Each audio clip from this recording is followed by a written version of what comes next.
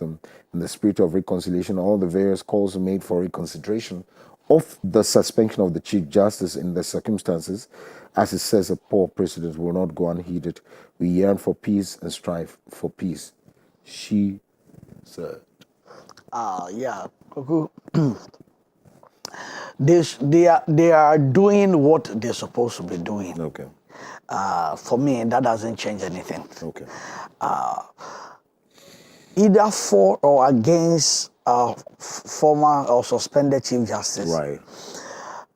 My concern is that the boat is too rocked that he should come back. I mean, when she comes back, the tension that is going to be there. Sometimes, just like the what do you call this one? Jesus was, or they mention about Jesus in the Bible. Right. Sometimes somebody must be sacrificed. Of course, I will not be happy. Nobody will be happy, including her. But where the situation has reached now, for her to come back again, the tension that is going to go on there, I think that it's already, if they think that there has been a mistake, they should do something and rectify it in the future. But now, the harm is already done. Even if there is harm, by the way, because I have not seen harm yet. Yes. But if there is even harm, the harm is already done. They just shouldn't bring her back again. You know, I heard from certain quarters that the committee is going to be dissolved, and that where she came to speak the other time that we were all talking about, it was a prophetic direction. The church or the pastors, the body of Christ, are behind him. They've been behind her. They've been talking behind the scene to the president, blah, blah, blah, blah, blah. And the person that I heard from, he is kind of very powerful also person. At least he knows what goes on inside there. And so, me, I just kept quiet. Normally I'll react, but I kept quiet because I think that the world is not about Tokuno. The world is not about her. We have already gone past certain things. I personally don't think that he should come back. I personally don't. They should, if she can be vindicated in any way, as if there's ever anything, then why not? But for me, whether she is vindicated, whether she's exonerated, whatever it is, the third, please, you shouldn't bring her back. That's me. Yeah. I see. Yeah, Coco, my take on this is quite brief. Because sometimes, because of my surname, people think I have a vested interest. But what I would say simply is this. Had the Chief Justice not made some of the public pronouncements that she has made, had not postured how she has postured up until now, and even had left that to her lawyers. See, because like Doc said, the waters have been making too much. I can't see how, even if she's reinstated until this issue is resolved, how even her colleagues will be able to work with her. The understanding, forgive me, the understanding is that, and when you hear people, I don't know, it's not too loud, but you can tell from people and from some quarters that the relationship has been that way, where she always would want to be above and not necessarily the case. A better expression. Look down on them. No, I don't get that impression. You see, a person's interpersonal relationships should not be even the issue on the table, because people have their own idiosyncrasies and their own preferences and behavioral traits. So that for me is not so much the issue. But here you are, almost every single case you have sent to the courts there has been thrown out by these your same colleagues, whether you saw them in a condescending light or not. If you are reinstated, how will you relate? Exactly. You see, and mind you, people made some funny comments that Justice Paul Bafoboni should have recused himself because he is one of the possible beneficiaries if the woman is removed. Poor man should recuse himself because he can also possibly benefit. He's been named as a witness, and what else was said? It's conflict of interest. All these things are funny because, listen, even lawyers who have commented on these things publicly, who the GBA president, are potential beneficiaries. Because Yone Kolinde was taken to the Supreme Court, not through the system. He was not a judge at any lower court. So anybody, so if you want to go by, people should not speak because they can potentially benefit. Then Ghana must recuse itself from this whole case, because even I can be picked to go to the Supreme Court. So it's neither here nor there. There will always be people who directly or indirectly will have vested interest. That's what I'm saying. The waters have been very murky. If I think with the first press conference or the first issue, she mentioned about something she was not happy with and all that, and took it to court and it was thrown out. Allow the system to run. You understand? When after that you want to seek redress and you are throwing out some of these things that this was done to me, I felt emotionally tortured, this blah, blah. You see, there's some sympathy that would naturally erupt from the Ghanaian populace. But you see, the kind of feeling I'm getting from the press conferences is that it's almost like you are preempting that in case they take me out, remember that A, B, C, D, E was done to me, which is wrong, and it should never happen. But you were screaming, the law is the law. So allow the law to run its course. Because if you believe in that legal system that you are presided over, that it has room for redress, and that redress will give you chance to be heard fairly and squarely, why not allow it to run? What are you afraid of? What are you scared of? You understand? So for me, I just feel that this call by the GBA is a little too late in the day. It should have come right at the onset. They didn't comment, rather they gave a first comment that looked as if they were all well and good with the presidency, if you remember. And I think Felix Kwachopos even responded that he's happy for the first time. The GBA seems not to be up in arms against the government. Then there was Days later, they took this stance. Then now, just like the nursing thing, fingers were being pointed at the GBA president because he's married to Joe Gatti, who is an MPP stalwart, and even somebody who is still seeking their presidential nomination. You understand? So then, is the GBA being railroaded by one person? I doubt, because it's a body, and one person cannot, hold them to ransom in that manner. But all these trappings are there, and I think that if the GBA was minded to reach out to our Honorable Chief Justice, that Madam, take it cool. We are that voice. Will be out there. We'll be making all the noise. We'll make sure there is fairness. If it's possible for reinstatement, we'll fight that battle. That would have really helped. But as Doc said, as it stands now, is even the junior judges, they're all watching. Because if, for instance, you took a case to a high court and they ruled in your favor, the person is also thinking about his future. So now that I've ruled in the favor of Chief Justice, if it goes there, if the matter goes to appeal and goes out to Supreme Court and it is thrown out, and then some of the people at Supreme Court end up becoming Chief Justice, where does my future lie in terms of promotion and progression, in the judicial system? So there's a lot at stake. And you know how our politics is so fun in this part of our country. We cloud every decision with a political lens. So I think that GBA's call is very good. It's a call in the right direction. But I will plead that if our Honorable Chief Justice can minimize the public engagement, allow the lawyers to do all that noisy work. You get my point? And then as the waters calm down, I'm sure some of these things can be looked at. Because like Doc mentioned, there's sort of diplomatic engagements going on behind the scenes. And that is what I expected, really. Because I don't think for the life of me that CJ doesn't have President John Mohammed's number or anybody of influence and clout. Because their work is interconnected. You understand? It's almost like I am addressing an issue I have with you on this program. I'm sure you will find it very infantile because we have chance to speak before we come in studio. Before the cameras roll, we are talking casually. So then I bring up a private matter I'm trying to address you here.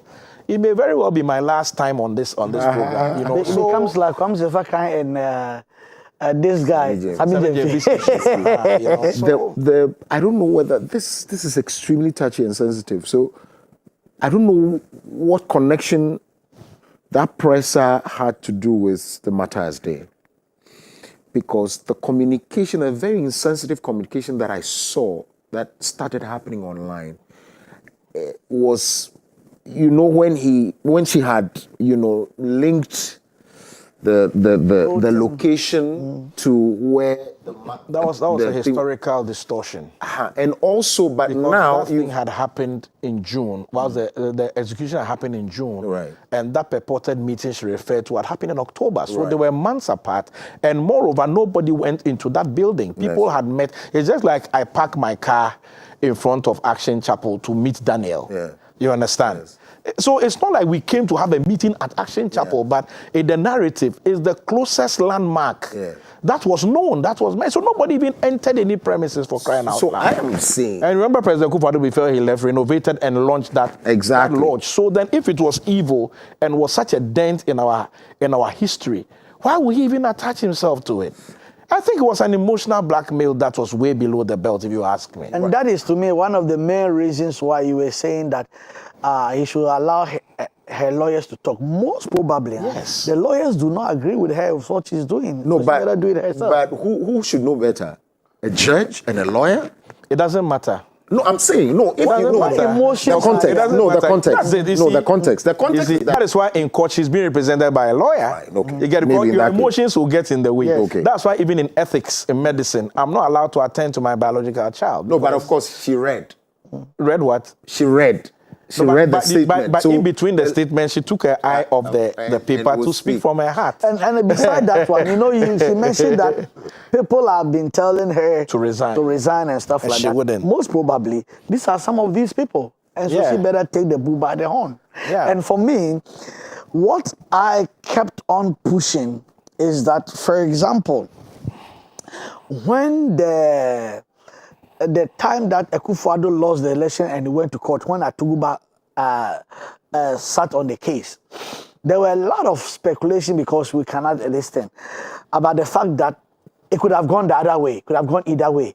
But the judges, with their wisdom, knew that peace in this country is more important than somebody's whatever. Ambition, yeah.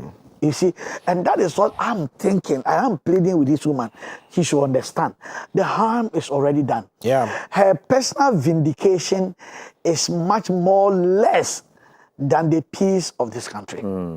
So along the line, we can have holiday for the day of Tokonu's removal.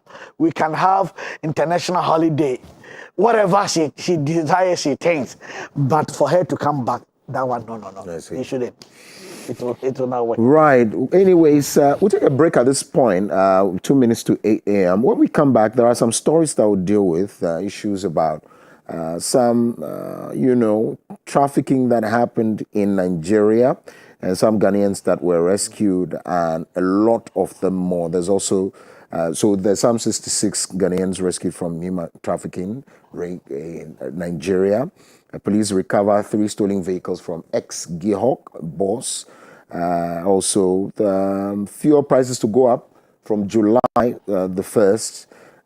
2 more youths shot at Nkwanta outskirts as violence continues there. Very sad one. We'll take a break. When we come back, the news review continues. Stay with us.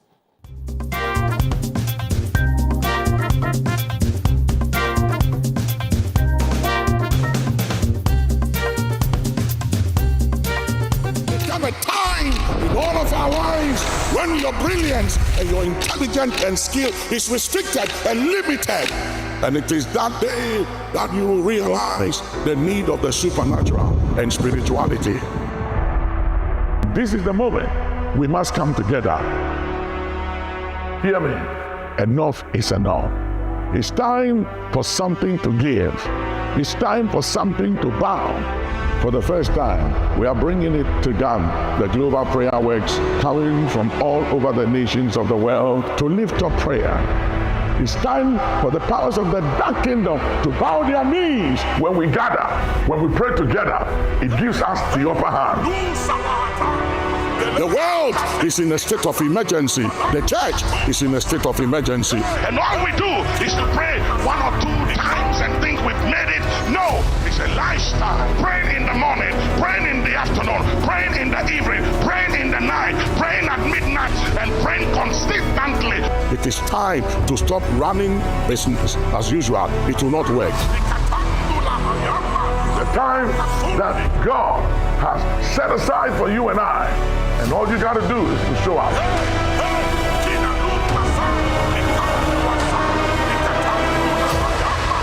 This is a divine summons. It's a subpoena. You can't miss it. It's adventure after adventure after adventure. Get a load of your favorite Bible adventure series, Superbook. So, get on board. Let's join Chris, Joy, and Gizmo. It's Superbook time. Superbook, weekdays at 4:30 p.m. Also on Saturdays, 10:30 a.m. on Dominion TV.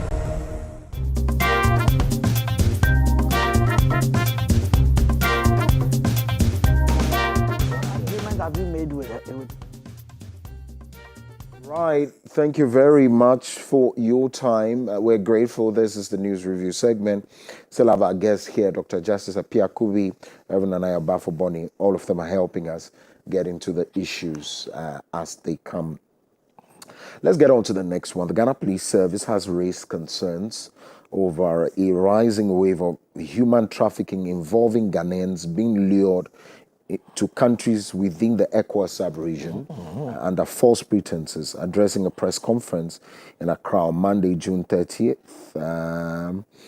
the Director General of the Criminal Investigative Department, CID DCOP Lydia Yako Donko, disclosed that 66 victims linked to QNet-related trafficking network were recently rescued in Nigeria.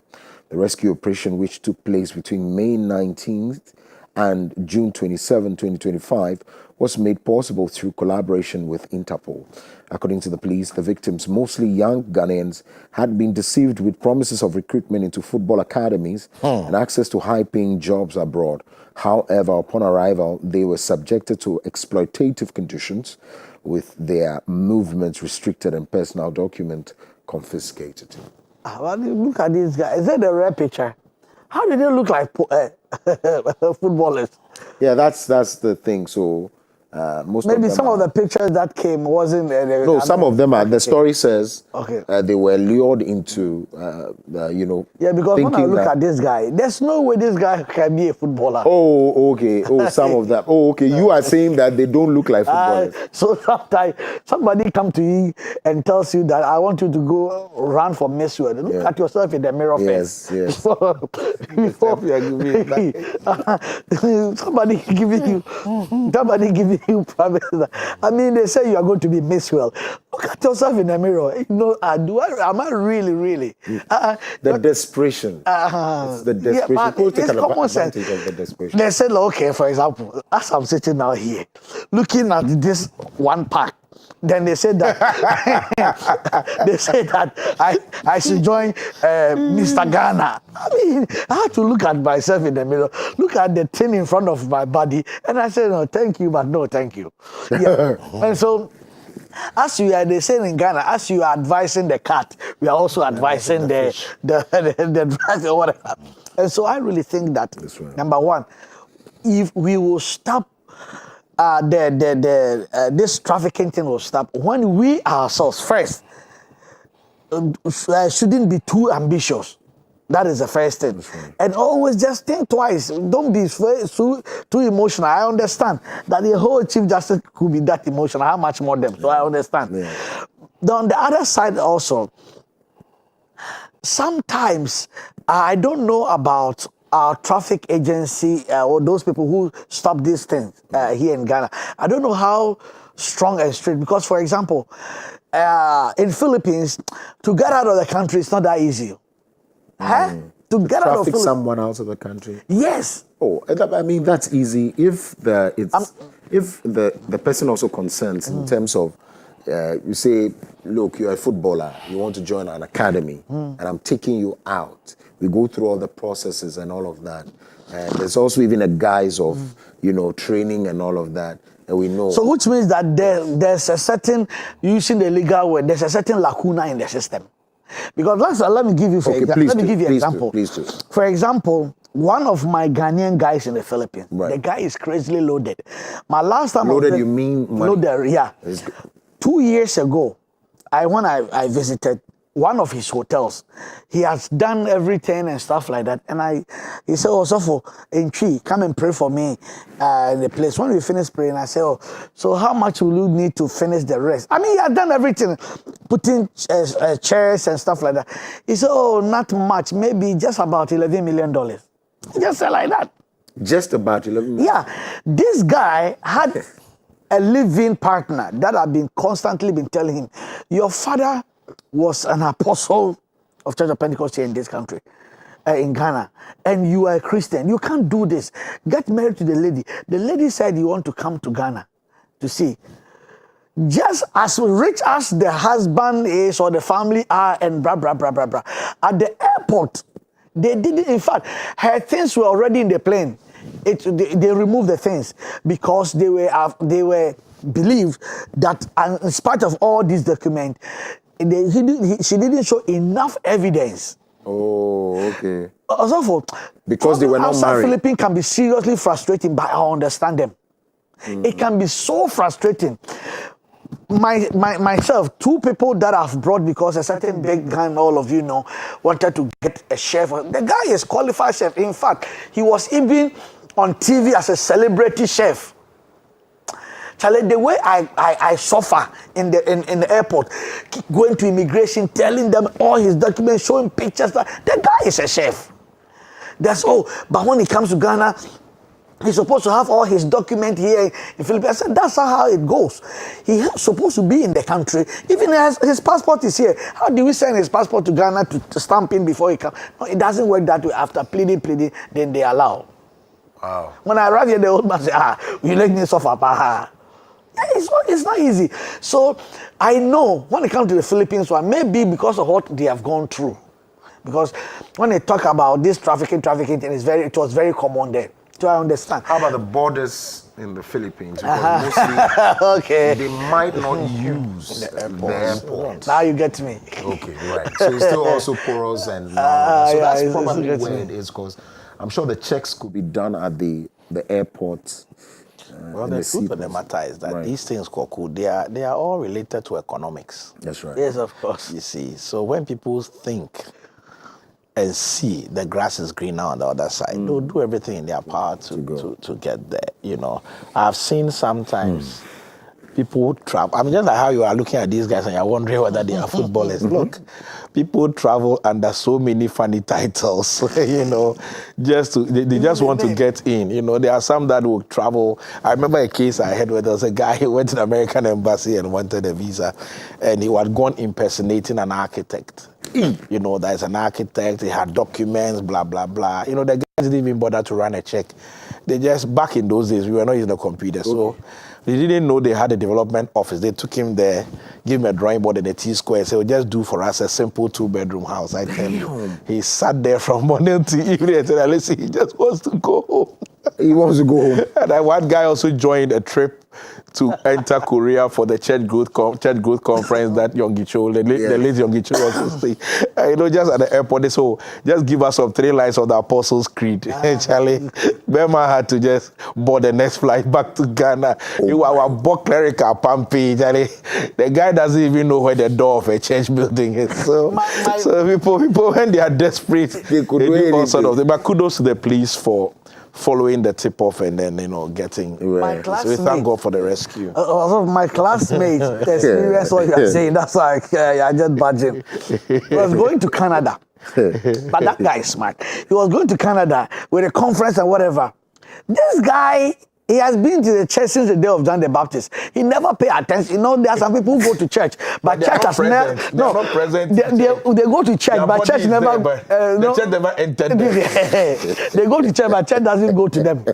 So this is a kind of guy like that. He arrived there.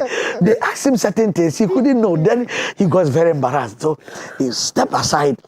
And he made a sign, please come. No. Hey, why are you calling me? No, can I do like that? I said, no. Then he came and said, this is a true story, my own classmate. That's right. And just happened about 3-4 years ago. No, about 2 years ago. And he said, I'm gay. They said, oh, so I'm in trouble. That's why I didn't want people to know, please. And you know, Canada is crazy about some of this nonsense. They gave him a place. It was Friday. He called Ghana. that he has gotten a place. Sunday, we saw him playing the drums in somebody's church. Oh, why? No, what John? He had run away. So he lied. Yeah, he lied. Right? No, it's not gay. Landed in Canada. He said he just went The away. case of the fellow Ghanaians. But he's my gosh. if it's in US, Right. they would have tested him first. Yeah. Hey, you say you were gay. But here in Canada, they are doing that now. Actually. Okay, man, they are actually wising request up. They actually request that you should bring evidence. So then normally they are forced. Of course, I have a church member there who was literally under pressure to do that, but she turned it down. So you attend their gay parties, you take pictures, kissing with people, making out with them, and all that. Yeah, So but I really don't want to be promiscuous. So they because shouldn't are allow. saying- No, it's not about promiscuity. They are in a community. So why are you not interacting with the community?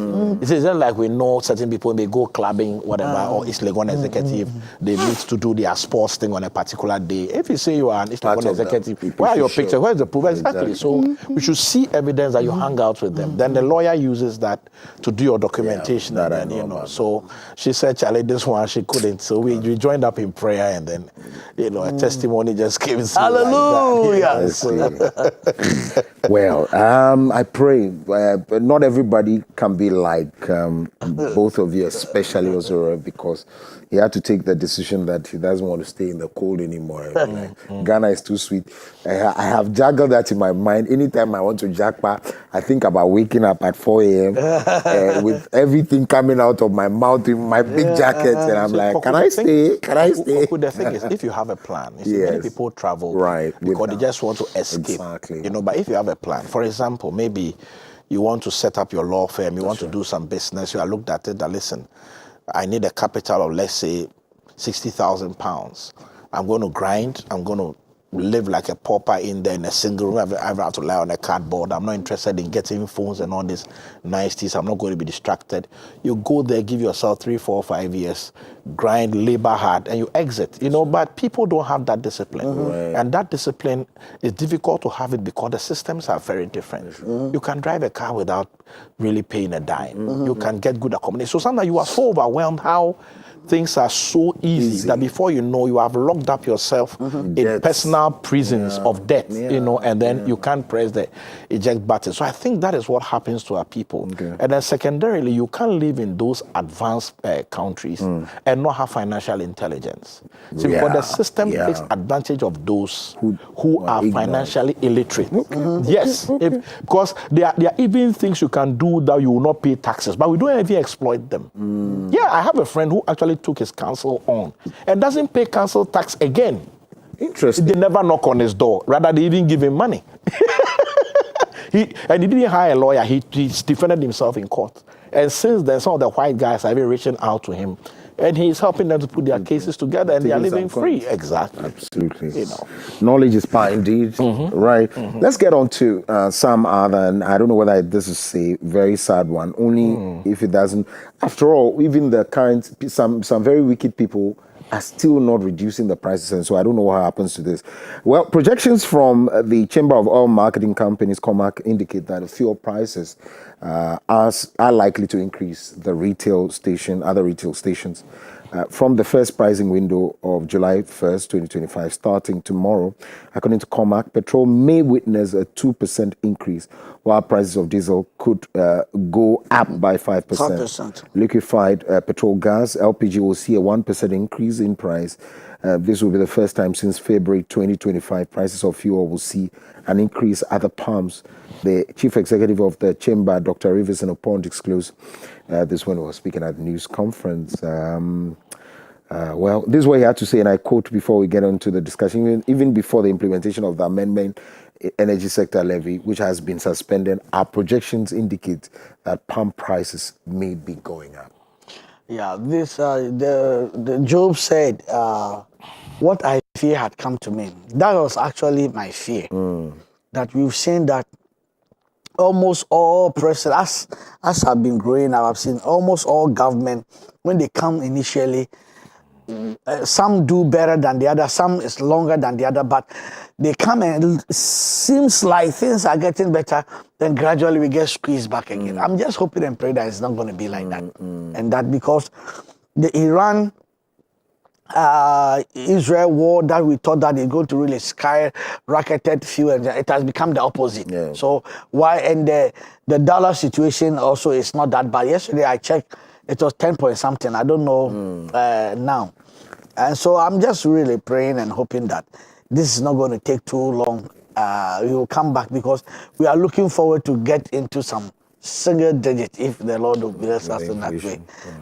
So that is really what I'm hoping for.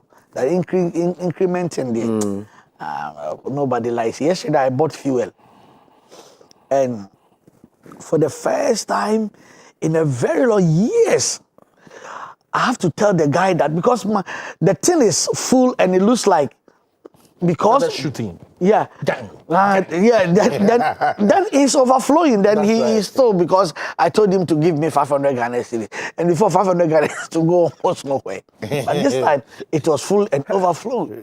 I nearly said something on television, but I have to say, hey, you, I can't remember last time I bought 500 CDs. You already said it. I tell you, my heart beat. Hey, 500 CDs. We're doing between 150, 200. Hey, then you are 250. blessed. Ha, I'm blessed rather. You are who I Yeah, no, because some people's their car that far from 50, no, not even that. There's some people the size of the tank. If you put 500 CDs, it's like you spat inside this thing. The 5.7. Because the tank is big. Oh, okay. When you are okay. Mine is just joking. As I'm going to buy the V8, my status is also about to be. I know I'll be buying 1K. But I mean, should government not begin to, even if it's not PR, I have said this from the beginning that as much as we are going through the good times, make sure as part of your communication as well, government must continually remind us that there might be down times, but we will fix it. But for now, let's enjoy it while it lasts and all of that, because we know definitely there are going to be some down times. Well, I mean, the reality is that these increments are marginal. Yeah. I mean, if your fuel is selling at 12 cedis, 2% of that is like what? 24 pesos for crying out loud. 5% on diesel. You know, It is people taking advantage. Nobody can take advantage of this one. In fact, where I buy fuel, they've not even increased it. I think that it's 1st July. It's supposed to take effect, but some of the stations have not increased it because it's a marginal thing that they would rather want to have something more composite. But look, it was expected. Mind you, in the last few weeks, the dollar has strengthened a bit. So even though interbanks around 10.5, the forex guys are doing something between 11.5 and 12. You know, so there's been a bit of gain.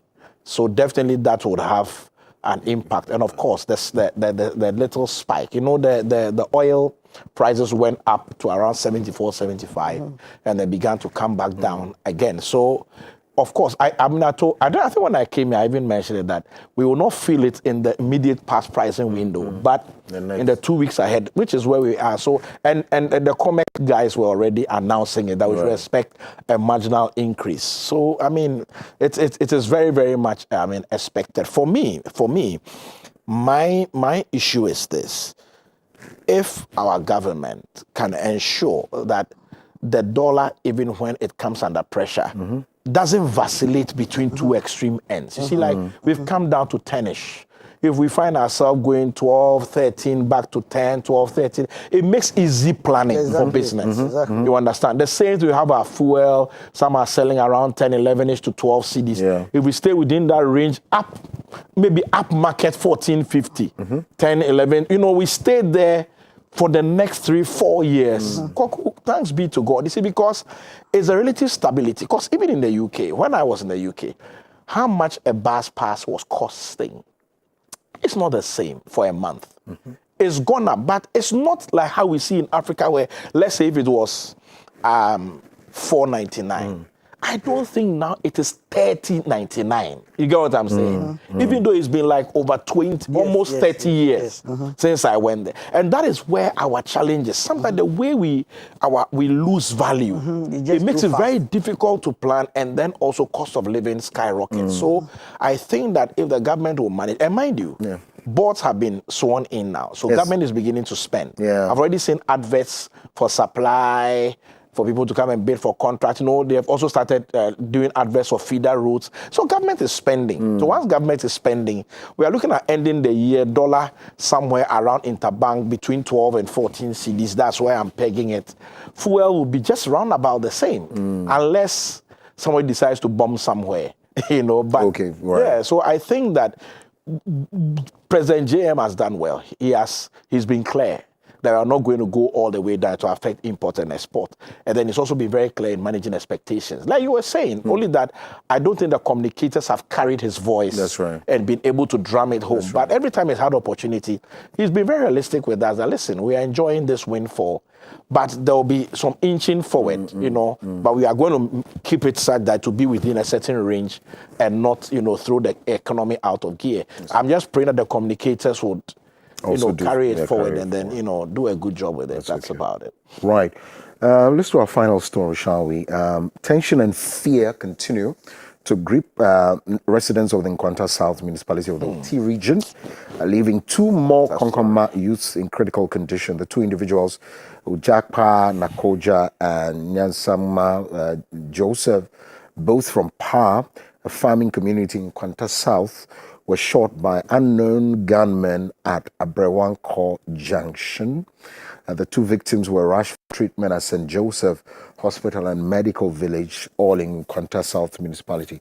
The latest development has sparked widespread concern for peace, bringing Konkonma prominent personalities, including Dr. Joshua Makubu and Deputy Superintendent of Prison DSP Daniel Machato, both former Oti regional ministers, and Ubo Tassan Konja, the Sith Pasawura, appealing for calm and restraint. The personalities emphasize the importance of dialogue. So what caused that though? It's just the tribal differences. I don't have much to say About it. And the funny thing is that you can't also just give up. That's right. And you can't throw in the towel. Right. It keeps on happening over and over again. Right. Even though it's also sometimes, if you look at somebody's situation, then you thank God for your own. Because you look at some of what is still, Southern Sudan is still really, whatever is going on there. And so sometimes when you look at some of our situations and compare to others, but nevertheless, I'm tired of the fight here. For a long time, the data has shown that there are over 350 chieftaincy conflicts scattered around. Wow. Data has shown. I am sure that if you still look at the current data, you're going to see a surge. And the way we attach, and it's a, I don't know how, I'm being careful, but I just feel that that particular institution has lost its glory, and now a lot of people have infiltrated it, and I don't know, the control that they need to have on their own people, they themselves are unable to have on themselves, and so that's my challenge, and I don't know where to start from. Koko, I think also that the attempt to modernize the chieftaincy institution is also to blame for this, where everybody wants, as we say in Akan, Kratchiden to be their chief. So gradually people that are not of royal blood and lineage are sort of being pushed in because we feel they carry some clout and some weight and they'll bring some honor and dignity to the office.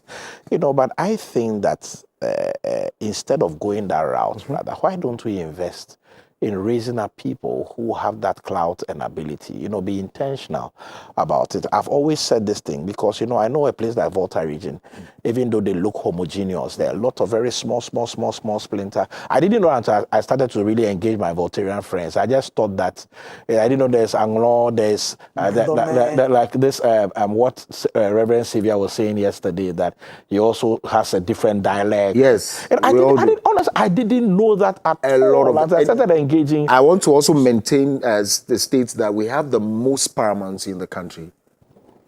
Even when we're broken off, still So OT, again, you see, because more. we have so many paramountcy tells you that there's plaintiffs. Yeah. Because I was thinking that, and please pardon me because I'm saying this in ignorance, but I felt that looking at someone like Toby Afede and the clout he had been able to build, not to belittle others like Toby Sri, but if they would have thrown their weight behind him, you know, with his clout, and then have one voice, they would make a lot more inroads. For the Ashanti, the history of the empire already was born on that ground of unity. So people willingly came to swear allegiance, and that's become a large Ashanti man. I'm saying this because I have a friend, okay, a contractor friend I work for. He's also a big businessman who is a chief in the Kwewu area, right? And he told me that in the Kwewu area, just like the Volta area, everybody, even though they have Oman Hene of Kwewu, everybody is autonomous. So yes, we defer to him, but he can't distool me. He can't quote unquote take punitive measures against us because I'm a king or a chief of my people in my own right. But for the sake of that unanimity, you know, they've all come together and said, let's be behind Nana Ekuamo Abuating. Let him be the arrowhead. And then, you know, so when they came even to greet Asante Hene, they came together in that whatever, and they allowed Ekuamo Abuating to do all the talking, you know. So, and even the burial of Nana Mampo Hene, they came with that same concerted voice. I think that Volta is beginning to have some great people in the public space. I mean, you know, look at Eduji, you know, look at some of the great legal brains in the system. You know, great people with, I mean, the young Edem Agbanas and the rest. People are rising within the space. And I think that even on the MPP side, our communicator, what's his name? The one who had the fatal accident. Is it Jakpa? I've forgotten his. It's not Jakpa. Richard, you know, these are, you see that great brains, apart from Chachu that is in the system who has blazed the trail. I think the chieftain institution should start to harmonize, have a very strong arrowhead.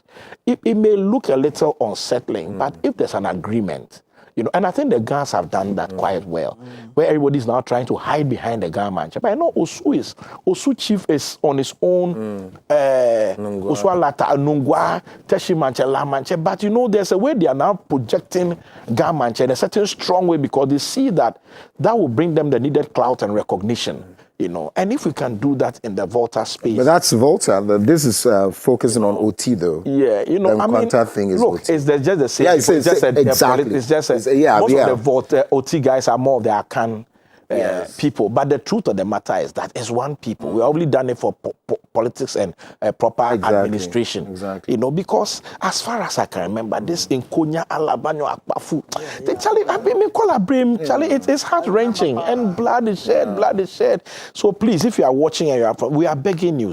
We are begging you, speak to your chief, speak to your leaders, and let there be peace. You know, you spoke yesterday about the potential in Volta. You should see the beaches. And almost everybody I know who is thinking of large-scale farming is procuring land in Volta region because he has some of the most fertile lands on the face of the planet. Not just Ghana, on the face of the planet. It's been scientifically proven. Exactly. Look, why don't we allow peace to come so Volta will lift and then, you know, we'll be blessed. The whole airport can become more active now because we'll be coming in and going. I know oil has been found as well. Of course. Charlie. Lithium, even lithium. You see that one. So we are sitting on a serious mine. And you know what I like about Volta? The fact that their chiefs have been strong enough to prevent felling of timber and galamsey. In fact, this is, I don't know how true, but I've been told that they have task force in the bushes that when you go, you won't come out with the gold. So you won't go. I don't know about that. I heard that one from a friend that you won't come out with the gold. So you now, you advise yourself. They are waiting for you there. I don't know whether the task force are deities or they are. I thought that Toby Afede actually is in the same status of Otumfo. Yes. I didn't know that there are also other chiefs that have same power. A lot of paramount. So when I travel and I'm giving this thing about Ghana, so like for example, even when I'm preaching, sometimes I said, okay, the word Pharaoh is not It's not a name of a king. No, it's a title. it's just a title, like Otumfo or like Togbi. Atede. No, the name is Togbi. Yeah. Togbi or So- Yana. Yana is not a name. So all along, I thought Togbi Atede was the No. of the whole voter. No, not at all. Not at all. But of course, So he is where the Angno. no. No, it's Asogli State. Asogli So State, that yeah. just has to do with Is that Kumewu or the whole, right? There's the whole and the environs, right? I just want to help you, whatever. There are some states that make that Asogli State, and so he's the power chief Charlie? of that Asogli State. Oh, okay. Where I am proud, where I was proudly born. But I'm an Anglo man who was born there. I hear the Anglos are the Ashantis of Yes, Volta yes, region. I don't know about that. I I don't know about that. They go to school a lot. They go to school. I don't know about that. They have all the money. I don't know about and they talk back. It's Dr. Nyaonya And for funny because he reasons. was the one that the person pointed to me that this is a typical Anglo man. They speak with power, with verve, and with authority. On that you note- almost think it's an Ashanti airway. Interestingly, most Ashantis that I know that married Divide Anglo. This is the assembly. Daddy Logan, wherever you are, I agree with mommy also. I see. Thank you very much indeed. I wish you all the best. Any of you going to the prayer? No. And now that the bus is gone, The bus Sure, is gone, it will be live, so we'll join on. we'll join on Yes, there. please. Right. I wish you all the best. Dr. Pia Kubi is a development expert and also the Dean for Dominion Theological Seminary. Reverend Nanaya Bafubon is an architect by profession, of course, also pastors the Eagles Network International Ministries. Grateful. Thank you very much. God bless been a you. pleasure. Thank you for having us. There's more to come. Remember that the doctor will also be joining us today. We'll connect to health matters. And there's more. Stay with us.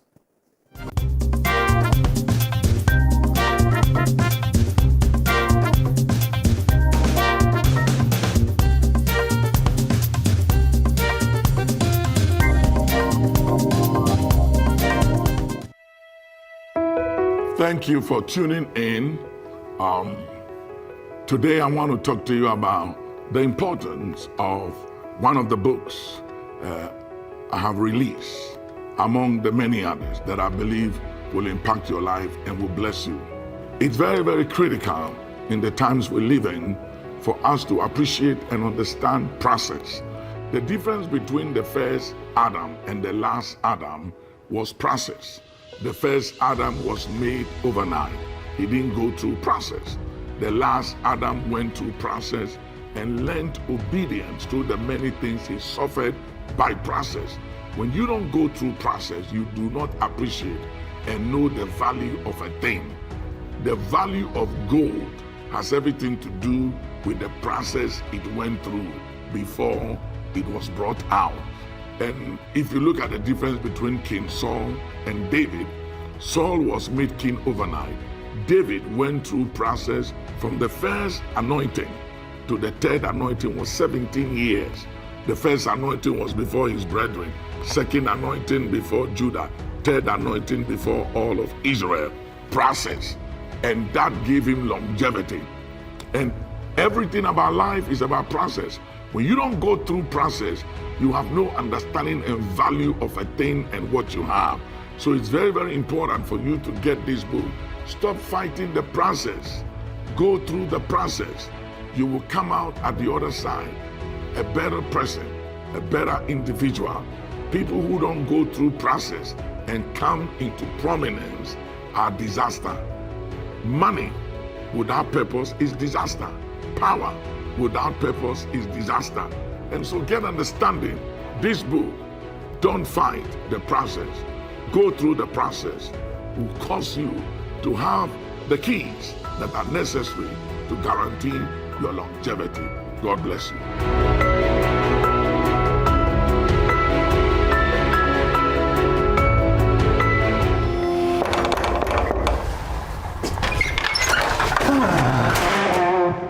I wanted to make it a surprise.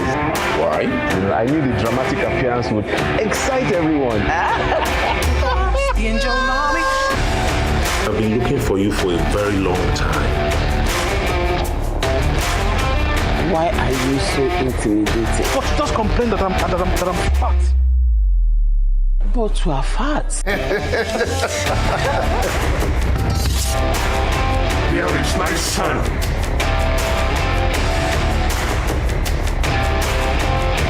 Give me what I want and I will set you free. Stop. Jesus has set me free. Yes, Lord.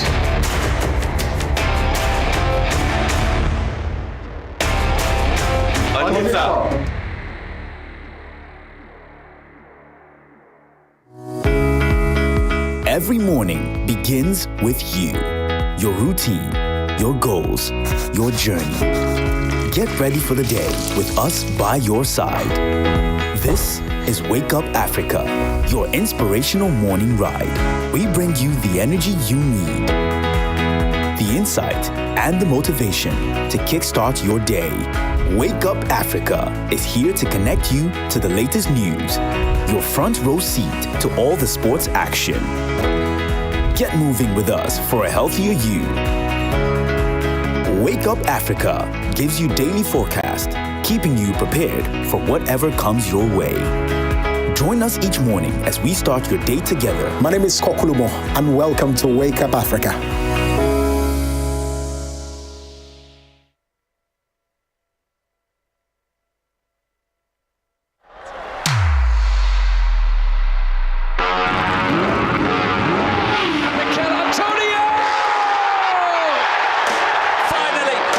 Season is up and running. Save! Spain are the champions of the world! Sports Break on Dominion TV.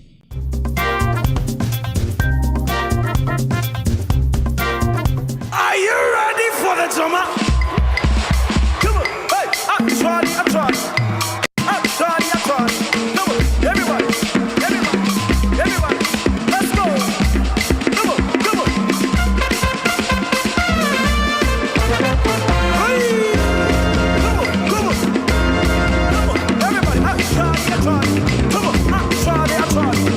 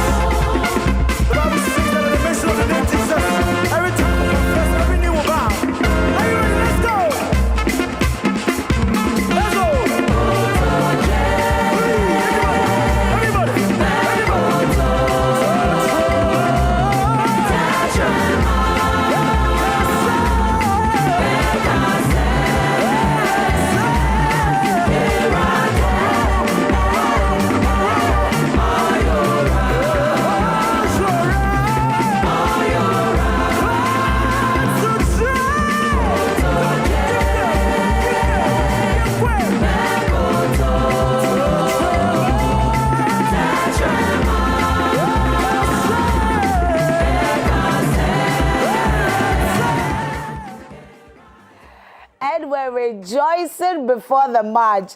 We're rejoicing even after we lose. It is amazing what the role that music plays in sports is amazing. I mean, it's just really great. Well, after that beautiful tune, then you know that it's time for sports. And the sports general is right here, Callisto. The Adela. We are in July. Yes. Carl, why are you in black? Officially. Why are you in black? Child, that's Why my are you favorite color. I keep telling you that. That's my favorite color, Yeah.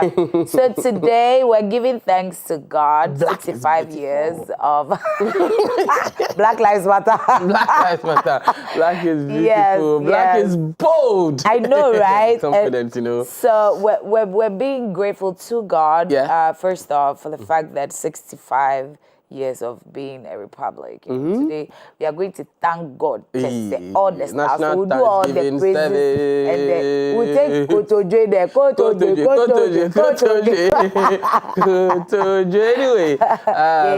Take us away, officially, Charlie. we are into the 7th month of the year, 2025. So we've crossed the first half. We've done the first half anyway, anyhow. It's been fierce. It's been keenly contested. It's been challenging. But today we are here officially into the second half of the year 2025. And we say thank you to our Father and our Lord for keeping us safe and sound. And of course, this is Sports Break right here on Wake Up Africa, your favorite number one morning show in the whole of Africa. This is Sports Break, and I tell you what, sports is a $500 billion project. And of course, unfortunately in Africa, we are yet to scratch the surface of the project here in Africa, but lots of things are happening. We have the Netherlands Grand Prix coming up, and of course tennis, as well as some football transfer updates for you. So stay tuned. You don't want to go anywhere. We'll be right back.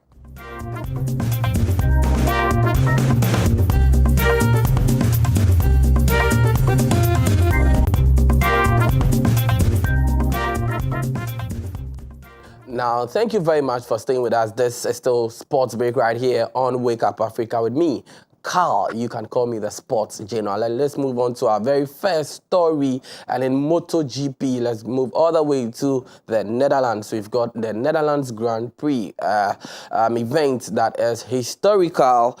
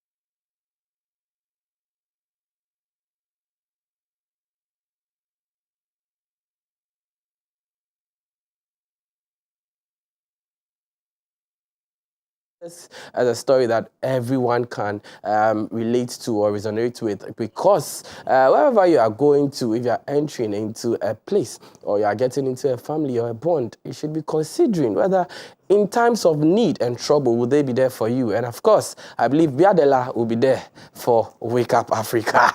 So let me hand over to Biadela Ade to take you through the rest of the segments right here on Wake Up Africa. Thank you very much for having me.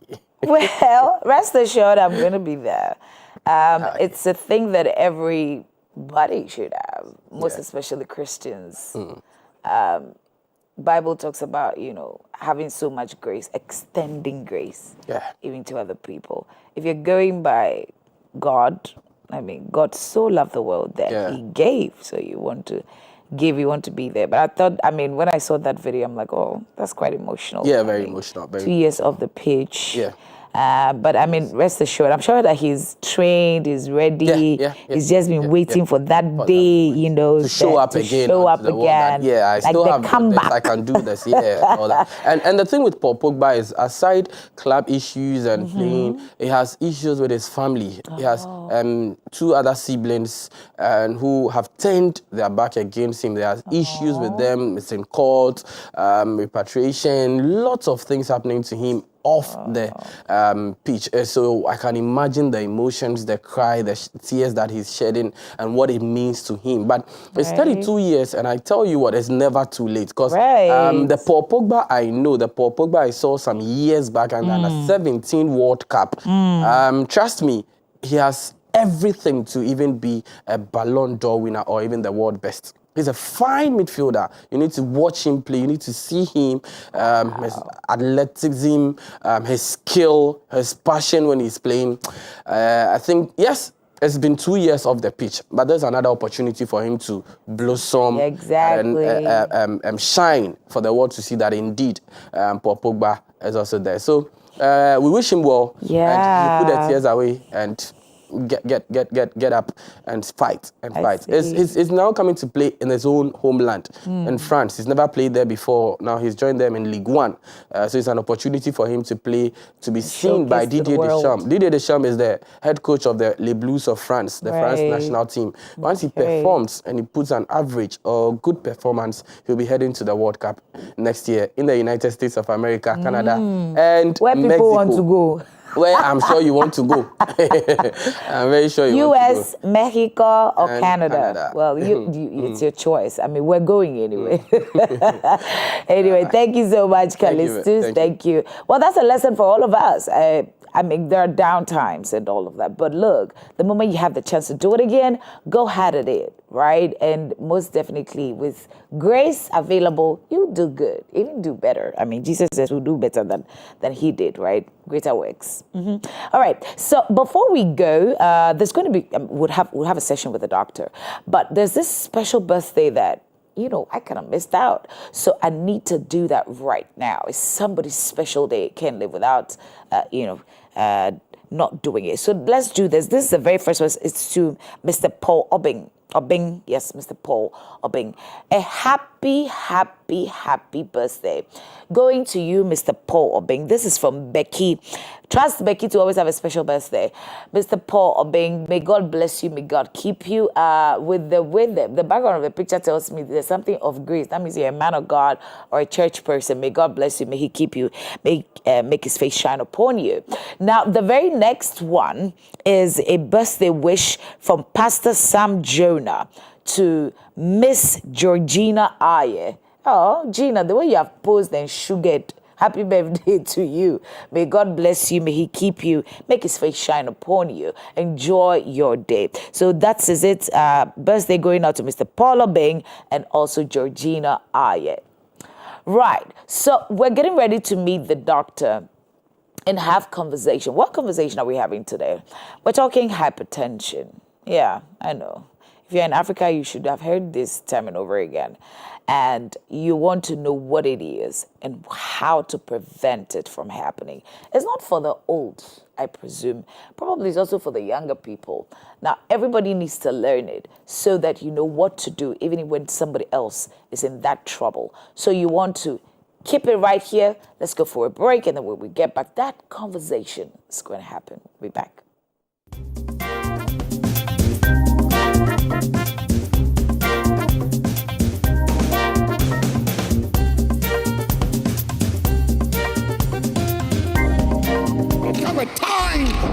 our wives when your brilliance and your intelligence and skill is restricted and limited. And it is that day that you will realize the need of the supernatural and spirituality. This is the moment we must come together. Hear me. Enough is enough. It's time for something to give. It's time for something to bow. For the first time, we are bringing it to Ghana, the global prayer works coming from all over the nations of the world to lift up prayer. It's time for the powers of the dark kingdom to bow their knees when we gather, when we pray together. It gives us the upper hand. The world is in a state of emergency. The church is in a state of emergency. And all we do is to pray 1 or 2 times and think we've made it. No, it's a lifestyle. Praying in the morning, praying in the afternoon, praying in the evening, praying in the night, praying at midnight, and praying consistently. It is time to stop running business as usual. It will not work. The time that God has set aside for you and I, and all you got to do is to show up.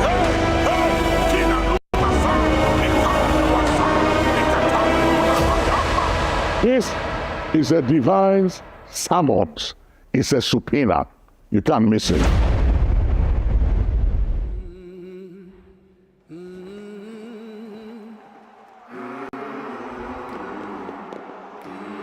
Crowd goes absolutely emphatic.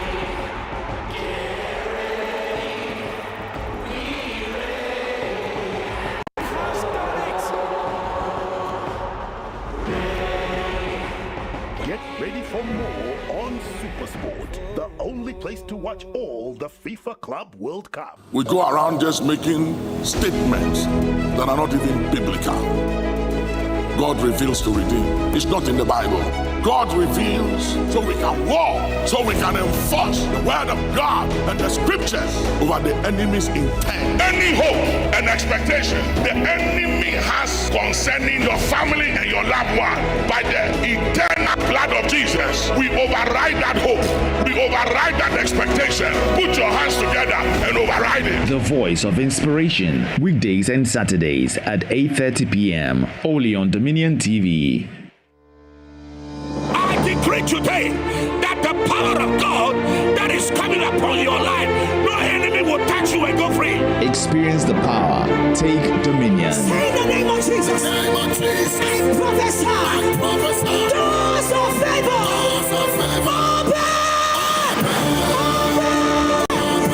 Action Chapel's Dominion Hour. Now, live this and every Thursday on Dominion TV. And from today, you will be stronger than any enemy.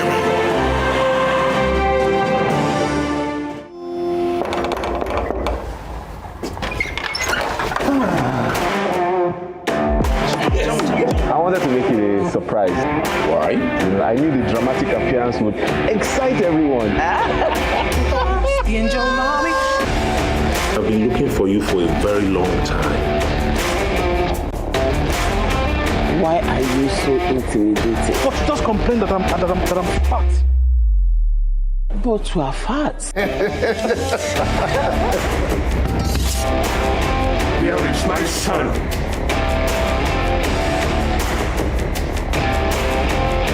Give me what I want and I will set you free. Stop! Jesus has set me free. Yes, Lord.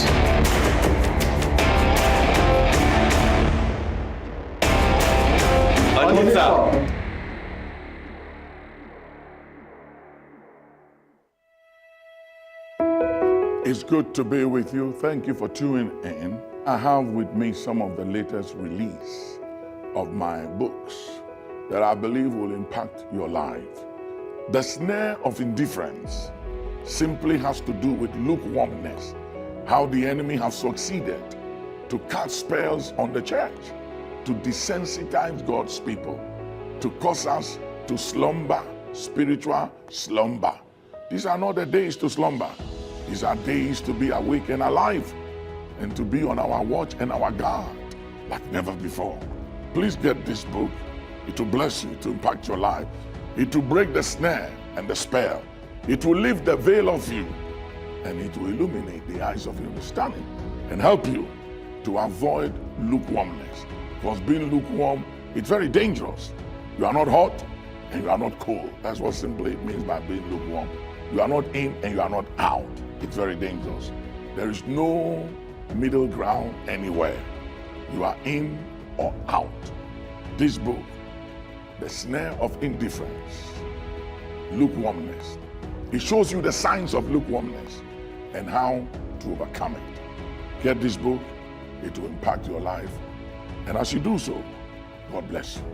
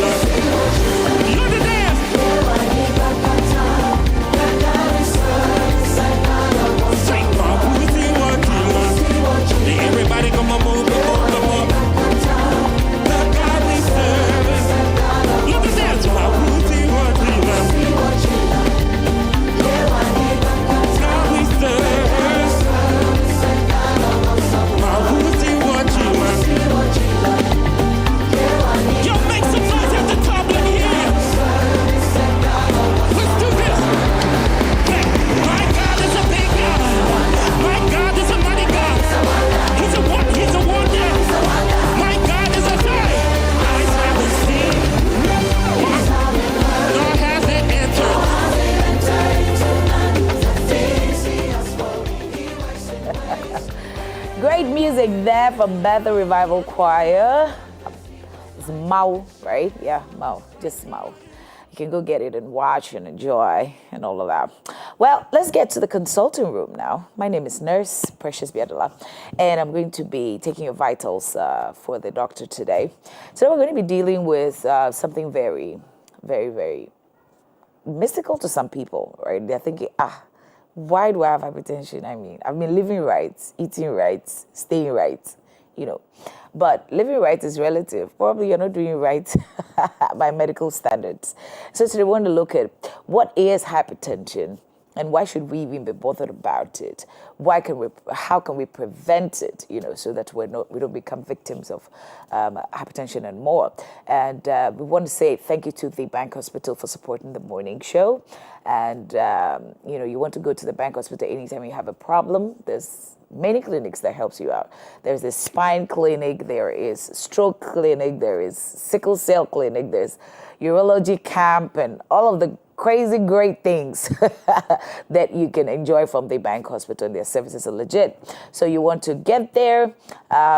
is at Cantonment near Nafti. You can walk in, you can check them on socials also. They're very active right there. And then you can book an appointment and see a doctor. And also, let's say a big thank you to Aqua Clear Mineral Water. Yeah, so have you drunk water today? Well, you're expected to drink at least 8 glasses of water a day. So start off right with Aqua Clear Mineral Water that's located right here at Action Chapel International, Spintex. You can call 024-1732-880 or 054-9488-707. Drink purity and feel satisfied. That is it from Aqua Clear Mineral Water. And from the Bank Hospital, we have the doctor, Dr. Wisdom Ifyang. Good morning, doctor. Hi. Good morning. Good PBL. Oh, Lord. Lord Jesus. Yeah. I must confess, black looks good on you. Thank you. Yeah. Thank you. But you know, in this comic books, when like black is associated It's the bad guys. with bad guys, I tell you. And I'm sure hypertension is the bad guy. It's a bad guy. Yeah, it's a bad guy. Silent bad guy. Yeah, he's a man in black. Hypertension is one of them. He's a silent bad guy. Right. I think that's why I wore black today. To show kind of you like that deal with silent black. Yeah. So this bad guy, hypertension, okay, has worried a lot of people. The old, I think people who are like mid life and all that. But what is it? Can you just literally break it down? You do really, really great with breaking down stuff for us to get it. But what is it, and why should we be so bothered about it? Yeah. So, like I said, it's a silent bad guy for a reason, and notably a silent killer for a reason, because it does not give you any sign or symptom. I mean, of course, except it gets to an advanced stage where, starts to have some complications of it. That's why we need to pay attention to it. So basically, hypertension is when you are having a persistent high blood pressure. High blood pressure. So there's high blood pressure. Yeah, there's blood pressure. So some people tend to say, I have BP. Do you understand? I have blood pressure, BP. But everybody, obviously, for you to be able to survive, there should be some amount of pressure to keep you going. But that pressure should have a limit. Right. I always tell people that God in His infinite wisdom place things in the body such that it works in an equilibrium, right? So it shouldn't be too high. Too much of everything is too bad. It shouldn't be too high. It shouldn't be too low. It should just be right there, So there's pressure. Yes, there's good pressure. Yeah. Low pressure. Yeah. It's not so good. Yeah. High pressure, which is also not too good. Yeah. But then the consistency of the high blood pressure, that's where we get into hypertension. So you see, there's a scripture, I don't remember where, maybe they could search that out for us. That says that God, don't make me too rich that I don't do your will anymore. And I'm not don't make me for too that scripture poor now. that the people would laugh at me. I'm just paraphrasing. So you see, even when it comes, you don't want to be too rich. That Solomon tasted. It's in the TPT version. Whoever is looking for it behind stage for us, it's in the TPT version. I don't quite remember exactly. It says, don't make me too rich that I wouldn't do your will. Right. Don't make me too poor that people make me a laughing stock. I see. So too much of everything, So when your blood pressure is at a certain limit, then it can keep you going. But the moment it is high, persistently, that's what we classify as high blood pressure. Because there are times where you could have a high pressure. It could be due to so many other things. You could be in pain. Your blood pressure will go up. You could have an acute stress. Your blood pressure will go up. Sometimes after surgery, your blood pressure might go up, and sometimes visiting the hospital, we check your blood pressure, you go back home, it's normal. That's also a thing. We call it white coat hypertension. White coat hypertension where your blood pressure is only high when you are in the hospital. And when you get home... because you are scared of what they might find. Exactly. So that too is a thing, right? But for us to know that you have hypertension, we have to prove that you have a persistently high blood pressure, and that's how because hypertension is not diagnosed on one sitting, really. Yeah, it's not diagnosed Done in over one time. sitting. Yes, done over time. You know, in certain places, we'll use what we call ambulatory blood pressure monitoring. Okay. Where we put it on you and you go through your normal daily activities. It checks your blood pressure regularly. Oh. You know, and then the reading is tabulated, right? So in places where they don't have access to a machine like that, we will tell you, okay, do a BP profile. You know, you want to check in the morning, in the evening, you know, have your own apparatus. And then you record it, morning I had this, evening I had this. The next day, morning, you could do that for 1 week. So that could give us an idea, you know, as to what exactly is going on. Wow. Yeah, so that's it. Hypertension is a silent killer for a reason. Silent killer in black. Yeah. And in black, dark shades showing up like, okay, they are friends with you, then they are not friends with you. Exactly. But I mean, before we speak about it, should it get to that point where symptoms begin to show, you know, because you said that it starts off like, you know, silence asymptomatic, and then it goes there. I remember that, right? Are there types of it? Are there differences in it? Yeah, so there are types. I think I just highlighted one, which is a white coat hypertension. Okay. You know, I just highlighted that. There are two broad groups of hypertension. Okay. Two broad groups. So we have what we call the primary hypertension. Right. And we have the secondary hypertension. Okay. Right. So now for primary hypertension is what some people call essential hypertension. There's really no traceable cause as to what is causing this hypertension. Right. Okay. We can't pinpoint that this is the reason why you're having this hypertension. So it's primary hypertension. We can't really trace the cause, right? But it can be attributed to some risk factors that you have had. We'll talk about risk factors after that.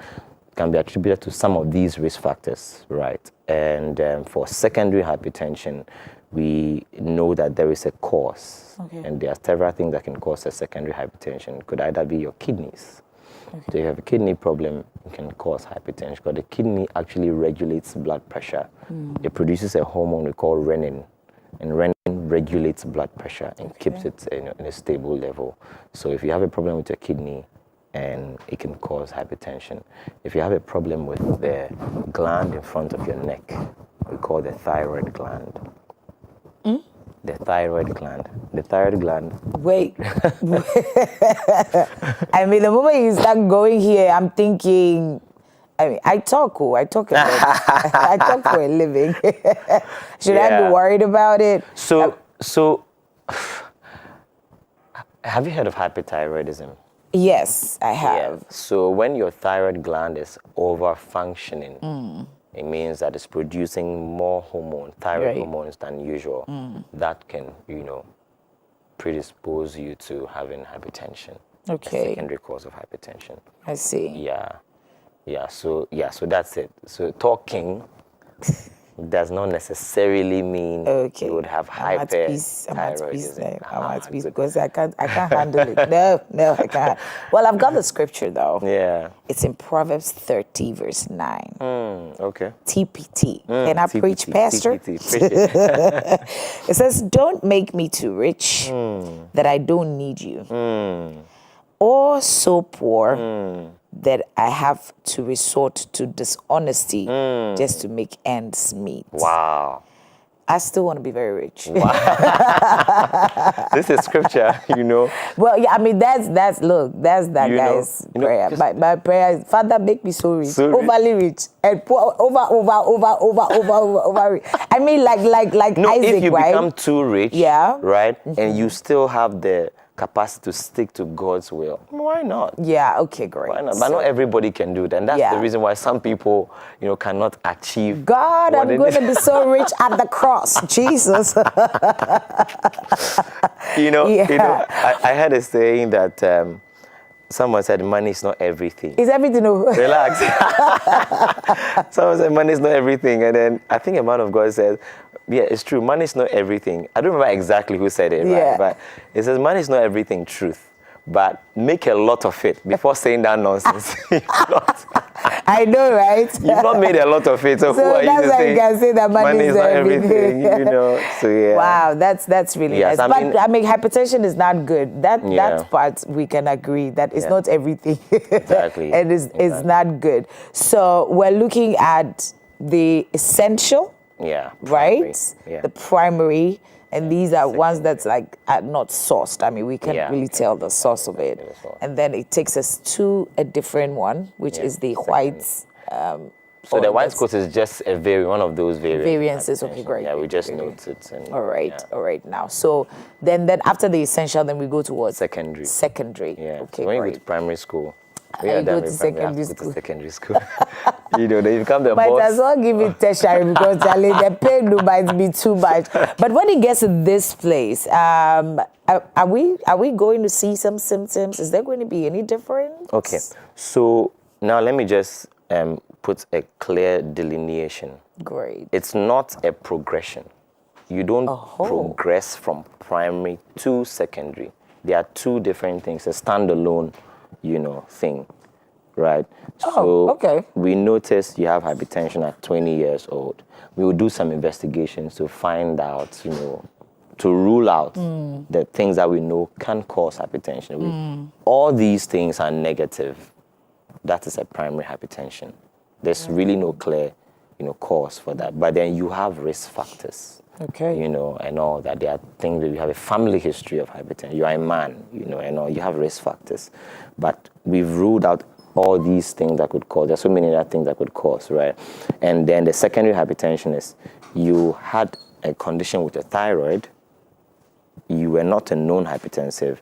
And then with time, even without you knowing, your blood pressure is going up. All of a sudden, you're having tremors. Right. You're sweating profusely. You are losing weight. You are eating. You have a voracious appetite. Although you are still losing weight, but you eat a lot. So you realize that there's something going on with you.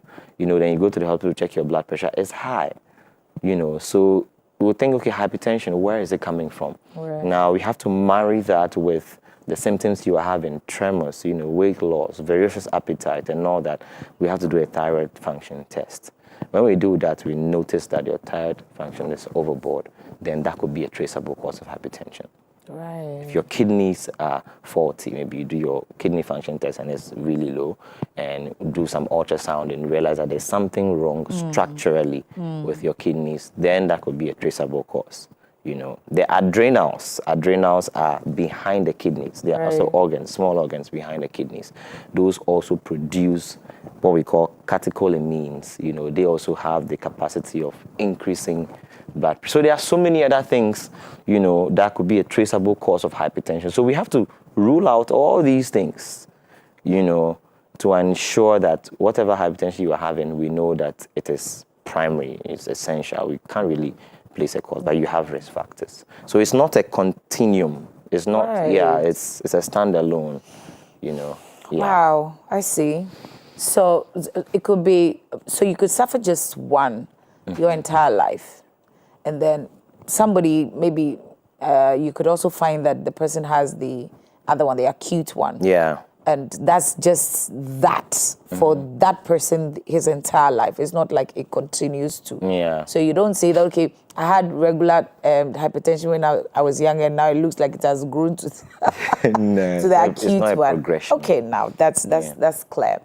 But for people who probably feel like they've had these symptoms, like you were talking about the hyperthyroidism, you're talking about weight loss even after you've eaten a lot, and all of that, sweating and all these many things, right?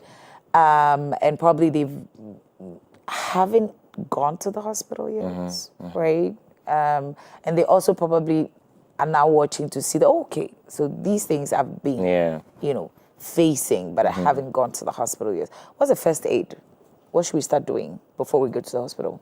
What you need to first start doing is be on your way to the hospital. I wanted to say that diplomatically, You just took it right out of my mouth. I'm asking this because people feel like, okay, people can hear this conversation and go like, oh, I have these symptoms. But, I took some medicine the last time. I took some maybe pain reliever or something. Yeah. And when I take it, it goes.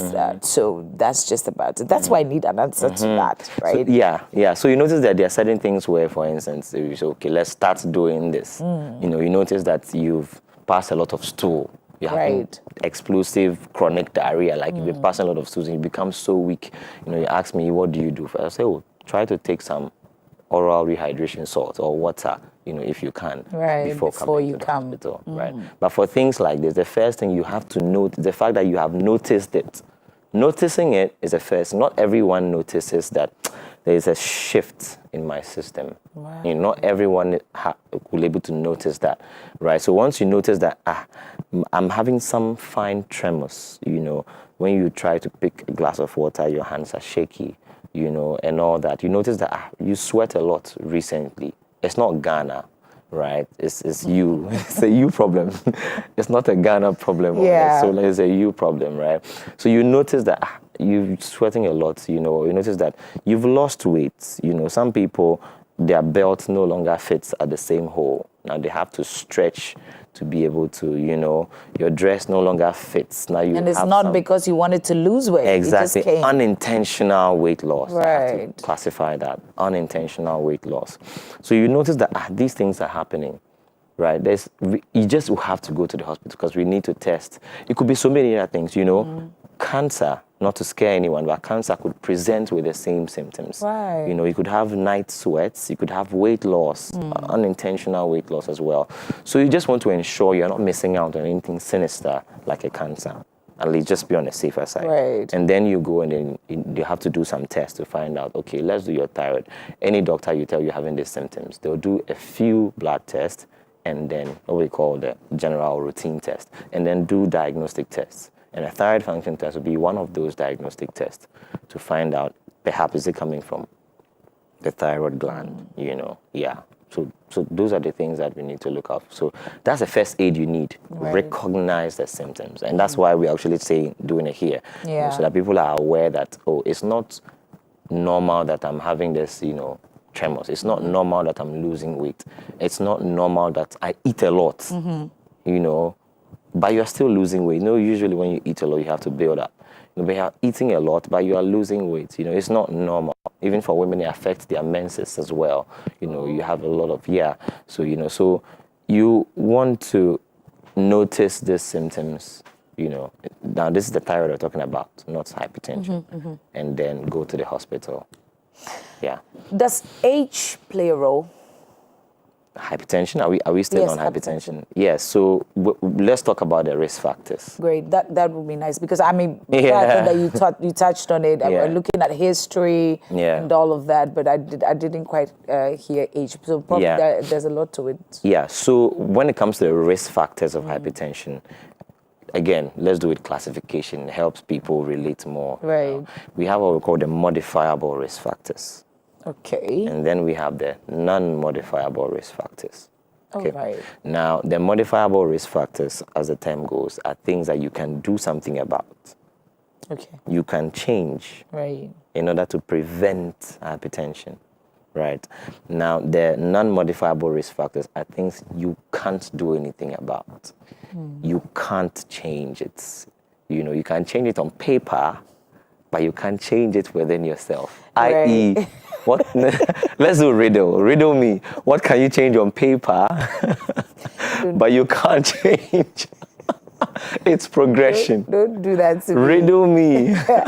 No, you're not getting the answer. For all you know, that's the only thing that the viewers would remember. Riddle me. What can you change on paper? Where's Callistus? Callistus should be here.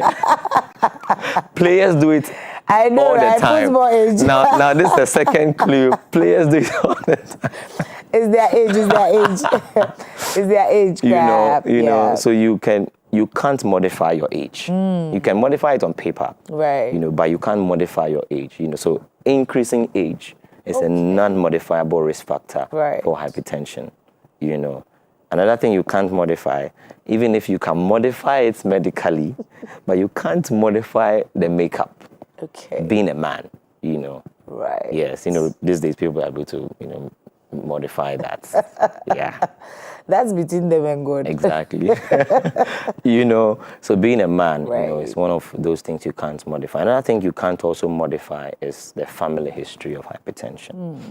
So if your dad had hypertension, your mom had hypertension, so it's just going to linger just there, around. You have to be extra cautious to ensure that, you deal with it, not the modifiable, risk factors. So that it just doesn't so you don't tip you get into to that point. Yeah, so those are, a few things that you can't really modify. There are a lot more. And then when it comes to the ones you have power over, you can modify, things like alcohol, and smoking. You can literally stop smoking, stop taking alcohol. But these are things that could also cause hypertension. Or if you already have a family history, you already have age is not on your side, it could just trigger it, hypertension as well. So alcohol, I mentioned smoking, lifestyle, of course, they're all under lifestyle, but dietary lifestyle, I want us to go there because I was actually going to ask. Yeah. Now most people major on lifestyle changes. Yeah. People, try to work out a little bit, drink a little water more. Yeah. They're quite concerned about it. I'm thinking people can do all of these things, but maybe environment and all of that might not be able to help. What are some of the lifestyle modifications you would advise us, to take seriously? Yeah. Right? Yeah. So that we are not at that point. Yeah, so there are things that you could do. I think you mentioned one, drinking water, staying hydrated. Yeah, drink aqua clear mineral.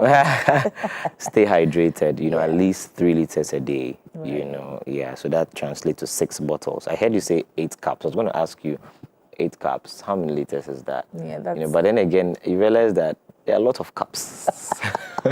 It depends on the size. The size of if you are from China, your cup is like... So if you tell someone 8 cups and then... 8 African cups. Right. So, at least 3 liters translates to about 6 bottles of 500 mils, of water. So that is also one. Exercise, it's recommended that if you do 30 minutes of exercise a day for 5 days in a week. Are we talking cardio or just any exercise? Exercise. So if you do brisk walking, that's good exercise. And I would also talk about another, risk factor we can modify is sedentary lifestyle. Right. Sedentary lifestyle is literally you wake up, you brush your teeth, you wear your clothing, you get into your car, you're at work. Now, the nature of your job, you sit down 6, 8, 9, 10, 12 hours, you're done. You close, you go into your car, you're home. You get home, you eat, you're in bed. So that's the routine. The soft life. It's soft, but it's dangerous. Soft and dangerous. Yeah, soft and dangerous life. Interesting. Yeah, so that's a sedentary lifestyle. Like, there's nothing causes your heart to beat faster than regular for some 30 minutes. Because that helps pump the blood, helps with circulation as well. So you could, sometimes take some time off, maybe after work, do some brisk walking where you live, and all that. If you can't engage in the gym and all, you don't need a gym to stay active. You see, you really don't need a gym to stay active. So where was I now? I just mentioned sedentary lifestyle. Yes, we're talking about exercises because I wanted to know if it was just cardio, but you said any kind of exercise. Yeah, any kind of exercise you can Then we've done water. Water take, and then stress. Stress. Who are you talking to? People will say, the Christian will say, I'm never stressed. Well, I could be tired, but I'm not stressed. Chronic stress. People have become so used to stress, that it's become a lifestyle. It pays the bills. Exactly. And that's the reason why in certain developed countries, you can't work for more than certain hours, You can't work for the labor law in Ghana says 40 hours, for doctors, right? You have to work within that 40-hour limit. But I noticed that some people, because they need to make more. They are into their personal 24-hour economy. Exactly. So, it's stressful. Right. Actually, people are going through a lot of stress, physical stress, mental stress. You're thinking of things that, you you have to pay bills, you have to pay your kids' school fees, you have to pay your house rent. You are owing, perhaps. Jesus. You know, perhaps if you own a business, you have to pay your workers. Right. You know, and so many other things could cause stress. You know, yeah. So we want to ensure that you are intentional with de-stressing. Right. You know, take some time off, go to the beach, sit down. You know, think about things, play video games. You know, play PS5. Or Don't say it on air.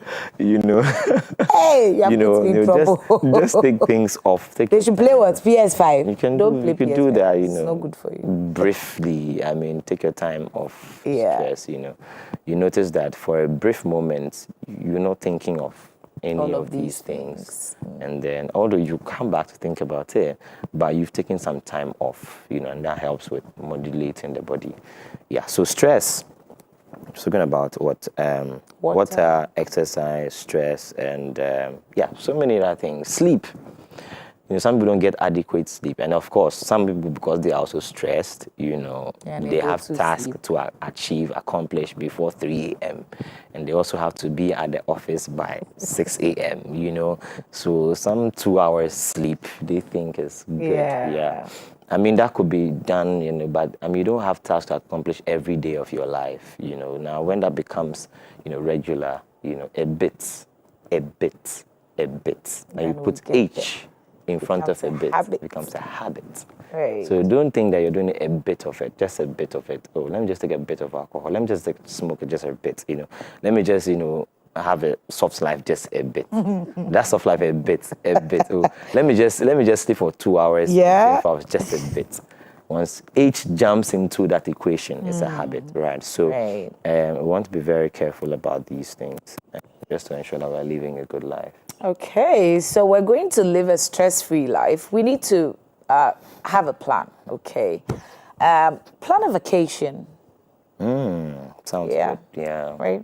Yeah. I think one of the things that workers don't do, people take leave to go and do other things like and something. You know? But the idea of going on a leave is to have rest. Yeah, so even in the military, there's the R&R. You rest, recuperate, get back to the field. So let's try and have a vacation. Is good. You don't have to travel to a very far place. Just around your area is enough vacation, please. And then we're looking at water, right? You want to drink aqua clear mineral water, and you want to drink water a lot. You want to sleep a lot more, 8 hours or less, or 8 hours or more. Yeah, I mean, of course, 8 hours. More days, like let's say 8 to 10. Let's say 8 to 10. Yeah. Okay, great. And then we're also exercising, right? And we're doing all of that. What would make somebody who does all of these things, you know, practice all of these things, right? Maybe there's a few cheat days and all that, but I mean, it's a regular lifestyle. Still experience hypertension, and at that point, when it gets to your desk, what do you do? Yeah, so now that's why I mentioned that the broad causes of hypertension, right? If it's essential or primary, these things should help, you know, mitigate or modulate it. Now, if it's a secondary hypertension, the fact that you are exercising, eating well, and all that would not prevent you from having that kidney disease. Might not prevent you from having that thyroid problem. Do you understand? So might not prevent you from having that adrenal problem.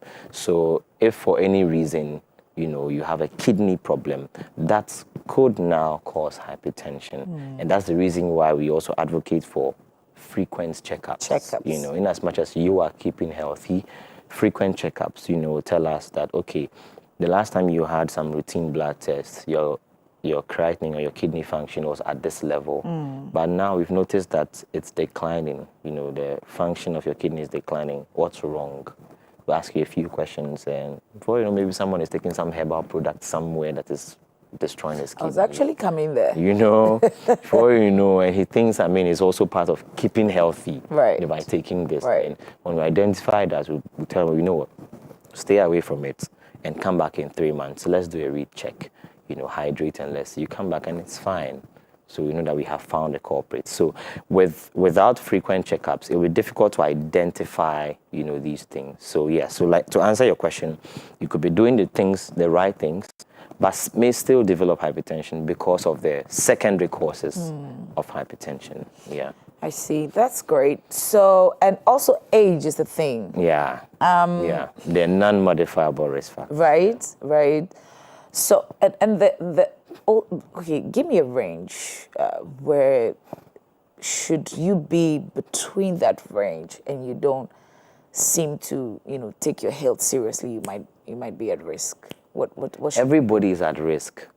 But what's at risk, but the red flag age range? Should it be? So I would say from 45 and above. 45 and above, because usually even when we are choosing the first line medication, we want to use from 55 years and above, to notice, and we're also looking at comorbidities. Do you have chronic kidney disease? Do you have diabetes? So that informs our decision as to what first line medication to start you on. Now, are you black? Are you African? Or are you Caucasian? So that also influences the medications you really. It's just protocol, because research has gone into these things. Notice that these groups of antihypertensive tend to benefit this particular age range without comorbidities, and then this group of antihypertensive tend to benefit because some medications tend to help the kidneys as well as controlling your blood pressure. But some of them do not help the kidneys, so those ones you want to put them on medications that just targets the hypertension. So range as well to determine our first line treatment, And then again, hypertension first line is not medication, because we have stages. We have the pre-hypertension, we have first stage 1 hypertension, stage 2, and all that. So usually if diet and exercise is not controlling your blood pressure and all that, then you are tipped into stage 1, and that's when we want to introduce medications, really. And even in introduction of medication, we have to still advise you to still, adhere to dietary lifestyle modification, all that. Yeah, alcohol, smoking, it's sedentary lifestyle mitigation and all that. So those are the things that could happen, right? But hypertension can happen to anybody. Like I said, there are primary causes and secondary causes. Someone with polycystic kidney and is also predisposed to having hypertension. So many other things could happen. You just want to ensure that you have that regular checkups, right, to ensure that you are not encroaching, because truly the first time people identify that they are hypertensive, they could be having a BP of about 200. That could be the first time you are noticing you are, because like I said, it's a silent killer for a reason. So you will not necessarily have symptoms, Some people might develop these symptoms later on. Hypertension has been there for a while, right? So then they start having headaches. They start having blurred vision, and all that. They start feeling dizzy, So these things tend to happen, and then you go and get checked. And I always say that there's a reason why when you go to the hospital, even if you have a skin condition, they have to check your vitals first off. Check your blood pressure, your pulse level, how fast your heart is beating, how fast you're breathing, your oxygen levels, and all that. So ensure that these things are in check before we can do the other things. Are there rare cases where children, infants, get to suffer these? Yes, there are rare cases of where children will get to experience hypertension, and sometimes, so most of the times, it depends on the age range as well. Are we looking at adolescents? Are we looking at babies? Sometimes they are not supposed to, because more frequently, most of these tiny babies, most of them don't have a cuff, BP cuff that fits.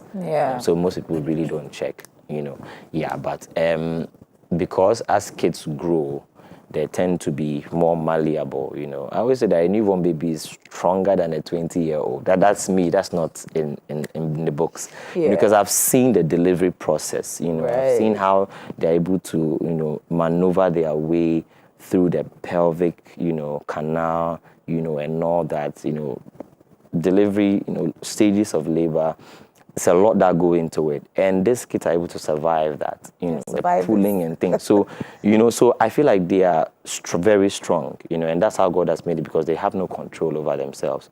Even when it comes to disease like sickle cell, you notice that even if an individual or a baby has sickle cell, it is not pronounced until you have gone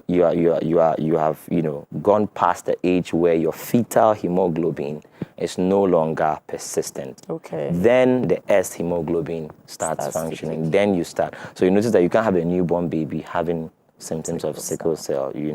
Rarely do you have that, because the fetal hemoglobin, it's what informed the decision of treatment.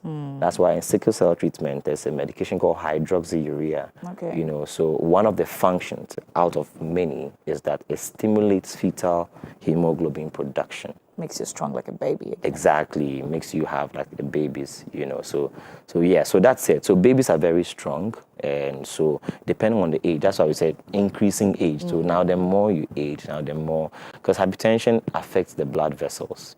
I was going to say how it ties into diabetes. Because sometimes if we find hypertension, we have to go looking for diabetes.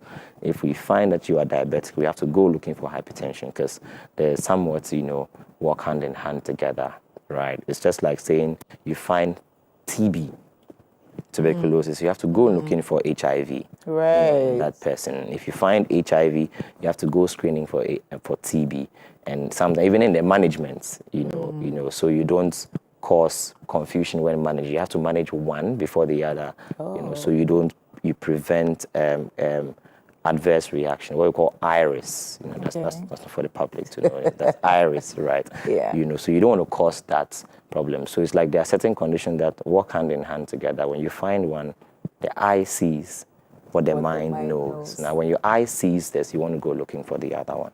So, so there are also complications of hypertension. Tell me about it. Yeah. So many organ systems could be affected. The brain could be affected.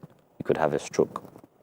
If you have uncontrolled hypertension, you could get a stroke. Could this wait before you even continue? I know people who, store what they're supposed to take medication for a certain period. I don't know how they call it. They stop and then maybe start all over again. Some, I don't know whether it's a relapse or something. They take the medication for a certain time. They stop and then go back to taking it. Oh, okay, when it happened to me 2 years ago, the doctor gave me this medication. So now that I'm feeling it, I've ignored it for long. I want to go back to taking it. People do that for so many reasons. Some best known to them. Yeah. Some, Why some best known to them. But there are instances where people, and sometimes really people just get tired, because these things, you have to take it for a long time. And I could attest it for that. It's not easy, every day having to take this medication. Sometimes they're like, what's my breath, like I'm tired, So that too, but we have to educate them that you have to keep taking, And another thing you also have to do is constantly check your blood pressure, because I've had, people who say that they really check to see that the last time they checked their blood pressure is 90/50. Should they still take their antihypertensive? I'm like, no, please hold on it, because that's the reason why you need to check it. Because if you check it in the morning and you are finding something extremely low, because if you take your antihypertensive, it will further worsen that, and hypotension could kill you faster than hypertension, right? So you don't want to go there. Oh, okay. So it's like hyperglycemia and hypoglycemia. Yeah. Okay, great. So they are both deadly. Don't get it twisted. They are both deadly. I'm just getting the terminologies. Yes. So that's but for a low blood diabetes sugar would also kill you faster than a high blood sugar. I see. So we're looking at extreme conditions. Like you started to talk about the mind, the brain. Yeah, right? stroke. Yeah, complications of hypertension, untreated hypertension. You know, yeah, so you've been diagnosed, but you're not taking your medication, or perhaps you've not been diagnosed, you know, and you notice that your blood pressure is consistently very high, it puts stress on the blood vessels, the pipes that takes blood to the brain. Right. You know, and sometimes these blood vessels are very fragile. Very, very fragile, and so you know if they are used to a particular amount of pressure, and now the pressure has become so much, then they tend to give up. Yeah. You know, and then they tend to break. So we get what we call a hemorrhagic stroke. I think the last time we talked about the two kinds. Do you remember the second one? No. You don't remember? You want people to think that I'm not like this, a lie, no weapon. Hemorrhagic. Complete the proverb. You know, so when you have a break in the blood vessel and you are bleeding in your brain, so that's a hemorrhagic stroke.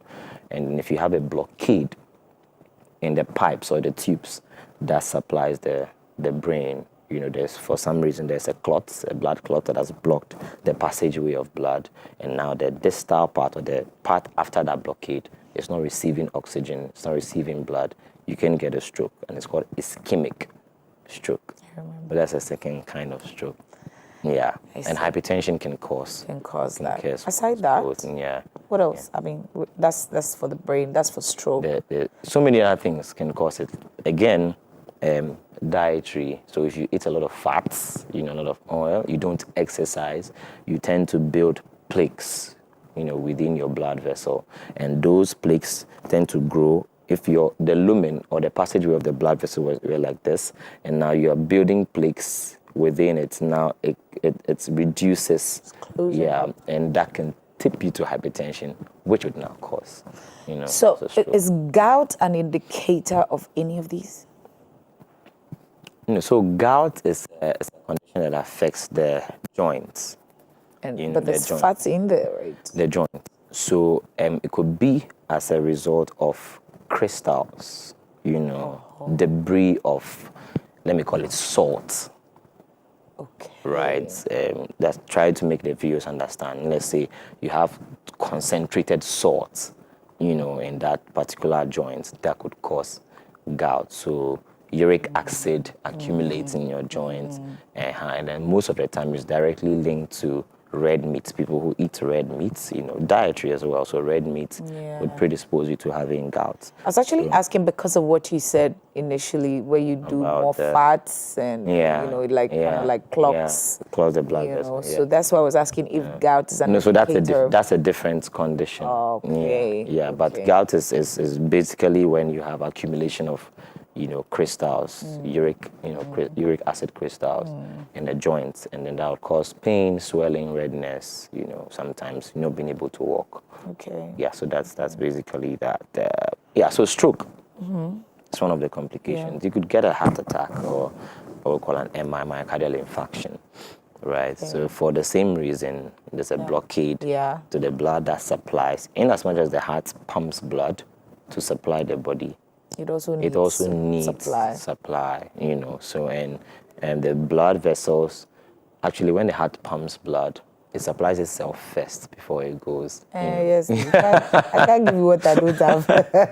It supplies itself first, you know, through, you know, specialized, as God made it, blood vessel called the coronary vessels. Okay. Coronary vessels. So they come out, you know, and then supply, you know, the hearts, around the hearts, you know, and then, so if there's any blockade in any of these vessels, like I said, they are specialized, so there are so many branches, you know, just to ensure that we have the entirety of the heart. If it's blocked at any point, we are able to tell that there's a blockade, and this is where we suspect it is at. And that's why you do an electrical tracing of your heart, what we call an ECG. Right? So that tells us that, okay, this is an inferior or is underneath the heart. Okay, this one is to the left side of the heart, this is the right side of the heart. And that could also inform management as well, timely management. I see. Yeah, so stroke, heart attack.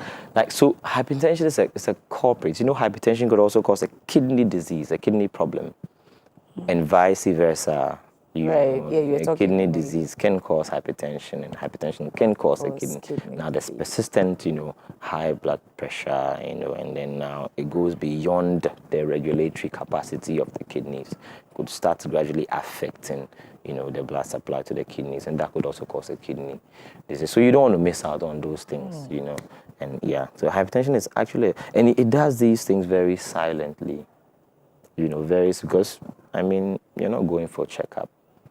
You're still going about your daily activities, and it's doing its own thing without you even knowing. So that's why we have to go for regular checkups, check your vitals, do some routine blood tests, at least once a year. So when I see patients and I ask, and they say, oh yeah, they're hypertensive and they've been on this medication for 5 years. So I was like, how long have you been hypertensive? 5 years. So in my head, I'll just do plus or minus 3. That's just personally, because I know that perhaps before you identified it, it was already there. The fact that you identified it 5 years ago doesn't mean that is when it started. Treating. Exactly. Yeah, I know that. That's not when it started. That probably started before that. You just, happen to, incidentally find it. Maybe you've gone for some health screening, and then your blood pressure is 200. You go to the hospital, and then you notice that, but it has been there before. So yeah. I see. So we've gone through the brain and then the heart. We've done kidney. Are these the only organs that it bothers? There a lot more. Your eyes as well, your vision as well. So you spoke about blurred vision. Yeah, yes. And your visions as well. Again, there are specialized blood vessels that supply, the eyes, and one of these blood vessels can either rupture or get blocked. Okay. So that can also cause visual problems. So So that is another thing. This is big.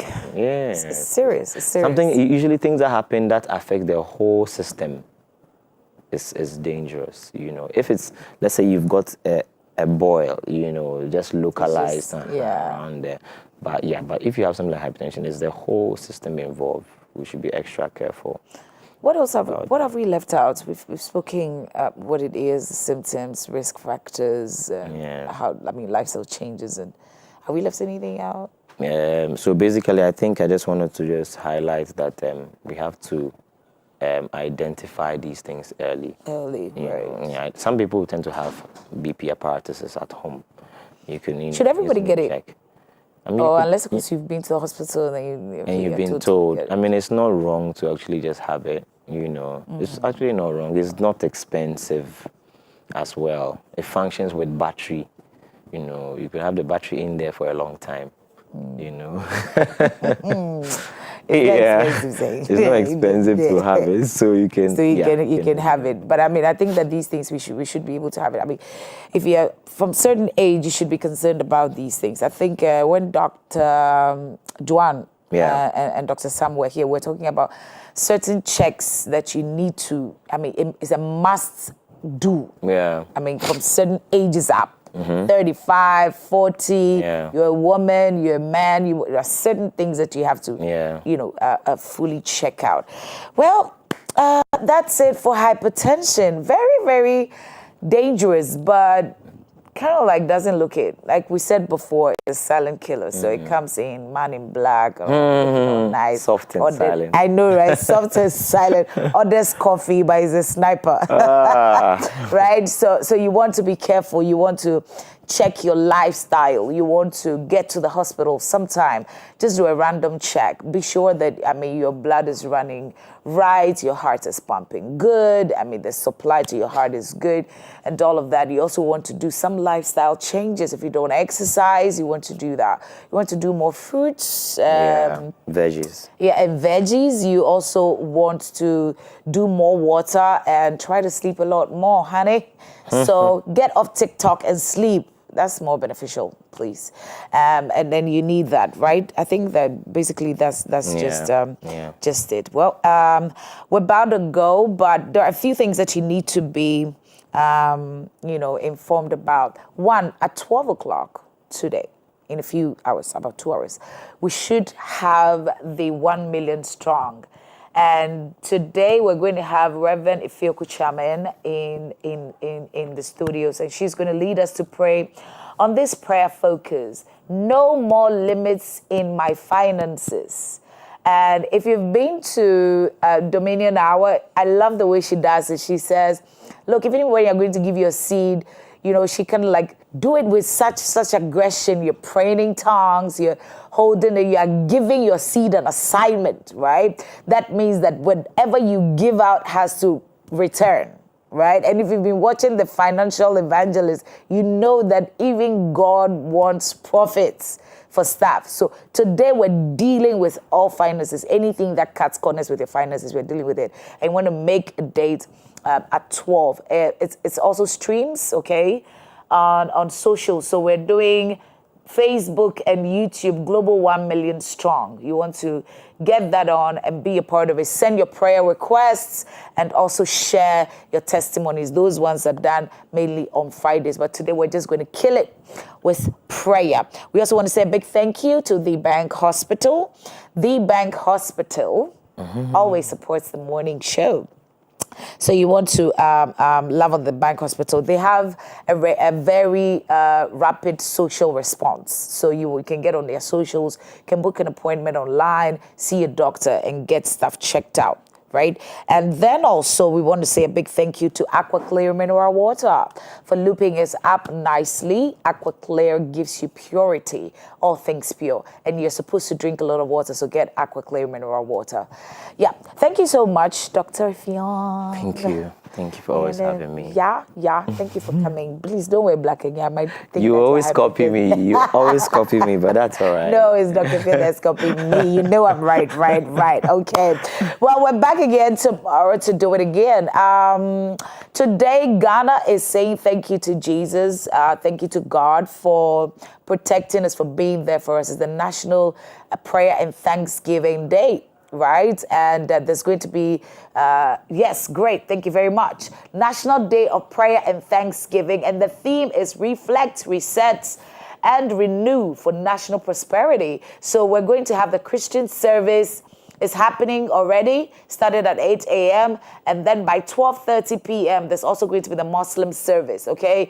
And the Christians are going to have Cardinal Texan lead the prayer. Such a privilege. I heard his speech, I think last night. He was talking about how great this is going to be. And then also the chief imam is going to do it for the Muslim brothers. But all in all, it's a national thing. So you want to join in your prayer. Now, if you cannot be at these places, okay, I know that you're a good Christian. If you're watching Dominion TV, you love Jesus, okay? And so spend a minute and say, Father, thank you. Paul says to pray for the peace of Jerusalem. He didn't just say it like that. Right? Because there's a reason to it. So we're praying for the peace of Ghana. We're praying for the future of Ghana. And we're also thanking God. And to all our African brothers and sisters all over the world who are watching us today, please spend a minute and say thank you to God for Ghana and also Africa. My name is Precious Biadola. We'll come back tomorrow and serve you better.